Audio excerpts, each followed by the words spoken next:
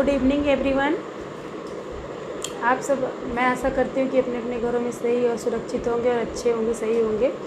आज थोड़ा मैं डिफरेंट टॉपिक पे आप लोगों से बात करना चाहती हूँ कि जब कहते हैं ना किसी के ऊपर एक से एक मुसीबत आती रहती है तो इंसान थोड़ा मतलब उसका मन कच्चा हो ही जाता है। और मेरे साथ भी कुछ ऐसा ही बीता। मैं पहले देखिए, मैं 5-6 महीने से यूट्यूब में हूँ, पर मैंने आज तक कभी ऐसे वीडियो ऐसा कोई भी पॉइंट नहीं उठाया। लेकिन मैंने जब मतलब अपने हस्बैंड की ट्रेजेडी वाला वीडियो डाला तो उसके बाद थोड़ा सा मुझे अपना मन बाद में हल्का सा महसूस हुआ। तो मैंने सोचा चलो कोई नहीं, मैं अपने पापा के बारे में भी कई लोगों ने मुझसे पूछा कि मतलब आपके पापा को क्या हुआ, कैसे हुआ, आप अपने पापा की सेवा करते हुए नहीं कभी आपने दिखाया। तो देखो यार, सेवा करने का तो ऐसी बात है कि ज़रूरी नहीं कि सारी चीज़ें आप लोगों को दिखाई जाएं या कुछ भी हो। कुछ लोग ऐसा करते हैं ना कि मतलब व्यूज़ पाने के लिए या मान लीजिए अपने आप को दिखाने के लिए सेवा कभी दिखा के नहीं की जाती है मेरे हिसाब से। तो भाई देखिए, उसका तो कोई ना टाइमिंग नहीं है, आप नहीं टाइम गए, आपको ज़रूरत है तो आपने उस तरह हेल्प कर दी, तो वही चीज़ें हैं। तो हाँ, मैं उनकी बीमारी के बारे में आपको बता सकती हूँ, उनको क्या हुआ, कैसे हुआ। तो मैं उसी बारे में आज वीडियो बना रही हूँ।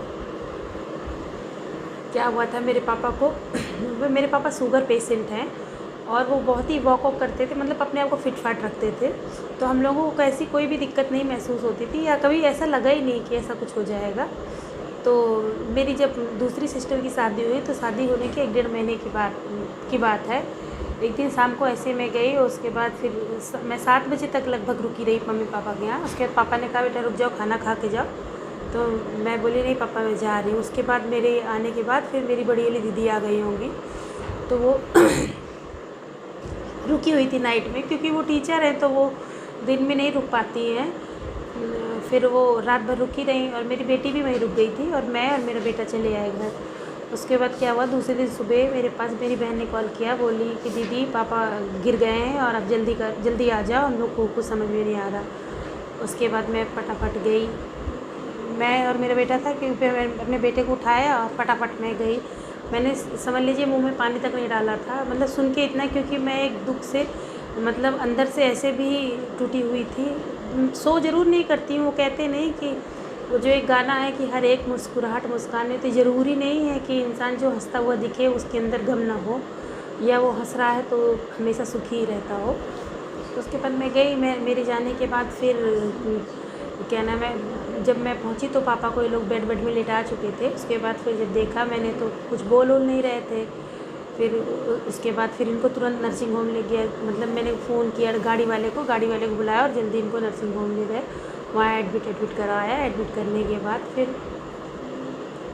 फिर क्या हुआ कि जब एडमिट करने के बाद मेरे उस वक्त ये सोचिए कि लकीली मेरे छोटे वाले चाचा भी छुट्टी में थे। तो हम लोग गए, उसके बाद वहाँ हम लोगों ने ट्रीटमेंट करवाया, पूछा डॉक्टर से, डॉक्टर ने कुछ क्लियर बताया नहीं था। उसके बाद बस हाँ इतना बोला था कि इनके ब्रेन में ही मतलब वो है, वो तो सिटी स्कैन होने के बाद ही पता चलेगा। फिर उसके बाद जैसे जैसे वो कहते हैं ना, जब इंसान दुख में होता है तो जो कोई जैसे बताता तो इंसान करता जाता। तो फिर हम लोगों को एक दूसरे के लोगों ने देसी दवाइयाँ बताई, वो भी हम लोगों ने ट्राई किया, लेकिन उससे कोई इफेक्ट नहीं पड़ा। फिर हम लोग तुरंत इनको रिजेंसी ले गए 2-3 दिन बाद। मतलब जब थोड़ा ठीक हुए, ये हुआ कि ले जाने लायक तो कम से कम एटलीस्ट पेशेंट हॉस्पिटल तक तो पहुंचने लायक हो। फिर उसके बाद हम लोग इनको दूसरे दिन तुरंत रिजेंसी ले गए। वहाँ रिजेंसी ले गए तो फिर वहाँ पे डॉक्टर ने मतलब इनका सिटी स्कैन हुआ और सारा चेकअप हुआ। सब चेकअप करने के बाद डॉक्टर ने बता दिया कि इनका 75% ब्रेन डेड हो चुका है। अब आप समझ सकते हैं कि जब हम मतलब कोई ऐसे सुनता तो क्या महसूस होता है, जो इंसान जानता है सब चीज़ों के बारे में उसको क्या महसूस होता होगा। उसके बाद क्या हुआ कि फिर जब डॉक्टर ने ऐसा कहा तो मेरे बड़े जीजा जी थे, क्योंकि वो फार्मासिस्ट हैं तो उनको मतलब तो नॉलेज है थोड़ी बहुत ये सब चीज़ों के बारे में। तो उन्होंने थोड़ा तो उनका दिमाग ख़राब हो गया कि वो समझ चुके थे कि अब पापा की लाइफ ज़्यादा दिन नहीं बची है। फिर वो मुझे बुलाया, उन्होंने कहा कि सीमा एक बार तुम भी डॉक्टर से मिल लो। फिर मैं गई मिलने, तो फिर डॉक्टर साहब ने बताया कि ऐसी ऐसी बात है बेटा, अब हम क्या दवा दें इनको। तो मैंने कहा कि सर क्या थोड़ा भी चांस नहीं, क्या ऐसे पेशेंट को बेटा हम क्या बता दें, आप लोग घर ले जाइए, सेवा करिए। पर फिर मैंने रिक्वेस्ट करके डॉक्टर साहब से दवा लिखवाई, मैंने लिख दिया। फिर दवा बोले हाँ अच्छा लिख देते हैं, आप कह रहे हो तो आप रिस्क पे वो कर सकते हो। फिर हम लोग घर ले आए इनको, हम लोगों ने दवा दी 10-15 दिन तक उनका ट्रीटमेंट चलता रहा।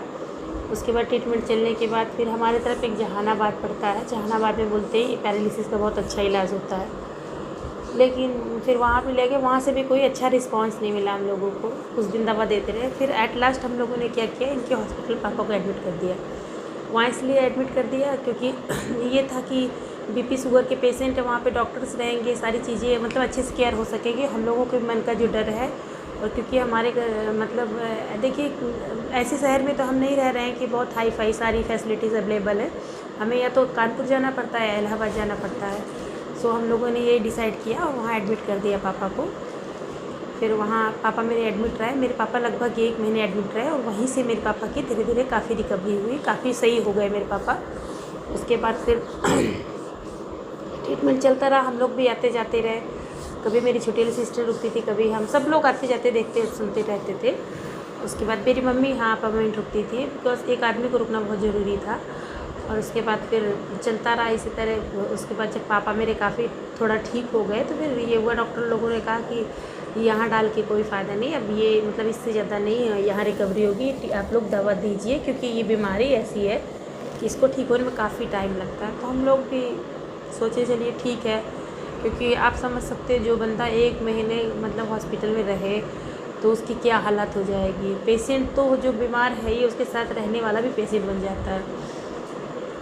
फिर जैसे तैसे फिर जो कुछ थोड़ा ठीक हो गया, और हम लोग दवा लेके अपने पापा को ले के आ गए। उसके बाद फिर पापा का दवा चलता रहा। हमारी छोटी वाली बहन जाती थी, लेके आती थी, दवा ले आती थी, नहीं सब निपटता रहा। उसके बाद अभी हमारे पापा काफ़ी मतलब हद तक ठीक है, काफ़ी सही है देखिए। और मैं किसी दिन अपने पापा का वीडियो बना के आप लोगों को डालूँगी, शेयर करूँगी। अगर आप लोगों की नॉलेज में कोई भी ऐसा डॉक्टर हो या कोई भी ऐसा हॉस्पिटल हो, तो आप लोग प्लीज़ मुझे कमेंट सेक्शन में कमेंट कीजिएगा और सजेशन दीजिएगा। बस यही मेरे पापा की बीमारी की कहानी थी। और आप समझ सकते हो कि जिसके जैसे कहते हैं ना, एक लड़की के लिए पहले उस माँ बाप के मतलब मायके का सहारा बहुत बड़ा होता है, उसके बाद फिर उसके पति का। और जब पति न रह जाए, पति के न रह जाने के बाद पिता के साथ ऐसा हो जाए, और जिसके न भाई हो न कुछ हो, तो आप ये सोचिए क्या उस लड़की पर बीतती है। ईश्वर की दया से हमारे जो चाची के बच्चे हैं वो बहुत सपोर्टिव हैं, वो मतलब हम लोग कहते हैं तो काफ़ी हेल्प करते हैं। पर फिर भी अब हम लोग भी समझते हैं वो बच्चे तो बच्चे ही हैं, हमारे आगे हमारे छोटे छोटे थे, तो भाई किसी के कंधे पे उतना बोझ डालो जितना आदमी सह सके। तो बस यही है ये। और अभी देखिए मेरे पापा काफ़ी हद तक ठीक है, अब तो चेयर में बैठ जाते हैं। चलिए ठीक है, मैं इस वीडियो को एंड करती हूँ, फिर मिलूँगी किसी अच्छे से वीडियो ब्लॉग में। तब तक के लिए आप सभी से अलविदा रख लेती हूँ, और आप सभी अपना अपना बहुत बहुत ख्याल रखिएगा। वैसे तो काफ़ी हद तक कोरोना ठीक हो चुका है, हमारे यहाँ तो खुल भी चुकी है। मतलब आज मैं गई थी सब्जी वब्जी लेने, तो मार्केट खुल चुकी है। तो आप लोगों के यहाँ खुली कि नहीं खुली, क्या कैसा है, प्लीज़ कमेंट करके ज़रूर शेयर कीजिएगा। तो ओके बाय, फिर मिलेंगे किसी अच्छे से वीडियो ब्लॉग में।